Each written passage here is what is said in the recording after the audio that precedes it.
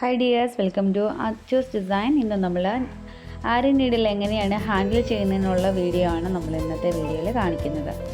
അപ്പോൾ അതാ ഇവിടെ 24 സൈസും അതുപോലെ 14 സൈസും നീഡിൽ ഞാൻ ഇവിടെ എടുത്തിട്ടുണ്ട്. അപ്പോൾ ഈ ഒരു രണ്ട് സൈസ് നീഡിൽ എങ്ങനെയാണ് നമ്മൾ ഹാൻഡിൽ ചെയ്യുന്നതിനുള്ള വീഡിയോ ആണ്. അപ്പോൾ ആദ്യം തന്നെ നമുക്ക് നീഡിലൊന്ന് പരിചയപ്പെടാം. അപ്പോൾ ഈ 14 സൈസ് നീഡിൽ തുളിപ്പെന്ന് പറഞ്ഞ ബ്രാൻഡിൻ്റെയാണ് കേട്ടോ. രണ്ട് നീഡിലും അത് തന്നെയാണ്. അപ്പോൾ ഈ ഒരു ബ്രാൻഡിൻ്റെയാണ് നമ്മൾ ഈ ഒരു നീഡിൽ. അപ്പോൾ അതിൻ്റെ ഒരു സൂചിയുടെ ഭാഗം കണ്ടില്ലേ, വളരെ തിക്കായിട്ടുള്ളതാണ്. അപ്പോൾ ഈ ഒരു നീഡിലെന്ന് പറയുന്നത് നമ്മൾ ചെയിൻ സ്റ്റിച്ച് യൂസ് ചെയ്യാനായിട്ടും അതുപോലെ ലീഫ് ഫില്ലിങ്ങിനും ഒക്കെയാണ് നമ്മൾ ഈ ഒരു നീഡിൽ യൂസ് ചെയ്യുന്നത് സാധാരണയായിട്ട്. അപ്പോൾ ഇതിൽ ബീഡ്സൊക്കെ നമുക്ക് ചെയ്യാം, കുറച്ച് ഹോളുള്ള ബീഡ്സൊക്കെ നമുക്ക് ചെയ്യാം. പക്ഷേ ഇത് ഈ 24 സൈസ് നീഡിൽ കണ്ടില്ലേ, അതിൻ്റെ സൂചിയുടെ ഭാഗം വന്നിട്ട് വളരെ തിന്നായിരിക്കും. അപ്പോൾ ഇത് നമുക്ക് നമ്മുടെ beads, round beads, sugar beads, cut beads ഇതൊക്കെ നമുക്ക് യൂസ് ചെയ്യാനായിട്ട് ഈ ഒരു നീഡിലാണ് ഉപയോഗിക്കുന്നത്. അപ്പോൾ സാധാരണ നമ്മൾ ബീഡ്സ് വർക്കിനൊക്കെ 24 സൈസ് നീഡിലാണ് യൂസ് ചെയ്യുന്നത്. 14 സൈസ് നമുക്ക് ത്രെഡ് വർക്കൊക്കെ നമുക്ക് ചെയ്യാനായിട്ട് നമ്മൾ യൂസ് ചെയ്യും. അപ്പോൾ നമുക്ക് എങ്ങനെയാണ് ആ നീഡിലൊന്ന് ഹാൻഡിൽ ചെയ്യുന്നതെന്ന് നോക്കാം. അപ്പോൾ ഇതിൻ്റെ സൂചിയുടെ ആ ഒരു കൊളുത്ത് ഭാഗം നമ്മുടെ ലെഫ്റ്റ് സൈഡിലേക്ക് ആക്കിയിട്ട് നമ്മൾ നിവർത്തിയാണ് ആ ഒരു നീഡിൽ പിടിക്കേണ്ടത്.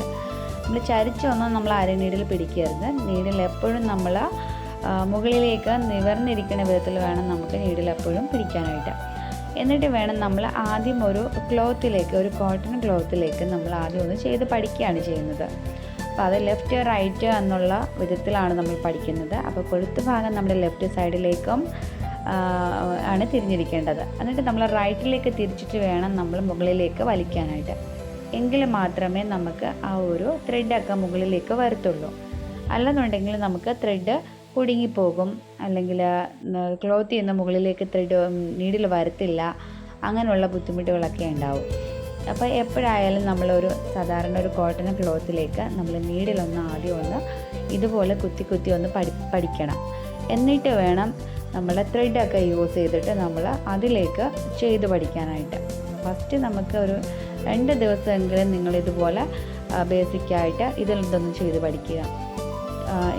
എങ്കിൽ മാത്രമല്ല നമുക്ക് പിന്നെ ബീഡ്സ് വർക്ക് പഠിക്കണം, അതുപോലെ ലീഫ് ഫില്ലിങ്, ചെയിൻ സ്റ്റിച്ച് ഒക്കെ പഠിക്കണമല്ലോ. അപ്പോൾ അതൊക്കെ പഠിക്കണമെന്നുണ്ടെങ്കിൽ ആദ്യം നമ്മൾ നീഡിലൊന്ന് ഹാൻഡിൽ ചെയ്യാൻ പഠിച്ചെങ്കിൽ മാത്രമേ പറ്റത്തുള്ളൂ. അപ്പോൾ ഇന്നത്തെ വീഡിയോ നിങ്ങൾക്ക് എല്ലാവർക്കും യൂസ്ഫുൾ ആയെന്നും ഇഷ്ടമായെന്നും ഞാൻ കരുതിക്കോട്ടെ. അപ്പോൾ മറക്കാതെ നമ്മുടെ ചാനലൊന്ന് സബ്സ്ക്രൈബ് ചെയ്തേക്കണേ. സബ്സ്ക്രൈബ് ചെയ്യുമ്പോൾ തൊട്ടടുത്തായിട്ടൊരു കുഞ്ഞു ബെല്ലൈക്കൺ കൂടിയുണ്ട്, അതും കൂടി ഒന്ന് എനേബിൾ ചെയ്യണം. അപ്പോൾ ഓളെന്നും പറഞ്ഞൊരു ഓപ്ഷൻ വരും, അത് തന്നെ പ്രസ് ചെയ്യാണ്ട് മറക്കല്ലേ. എങ്കിലും ഞാൻ ഇതുപോലത്തെ വീഡിയോ ഒക്കെ ഇടുന്നത് നിങ്ങൾക്ക് നോട്ടിഫിക്കേഷനായിട്ട് കിട്ടത്തുള്ളൂ.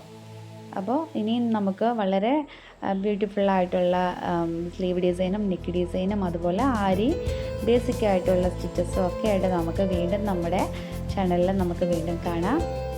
Thank you dears.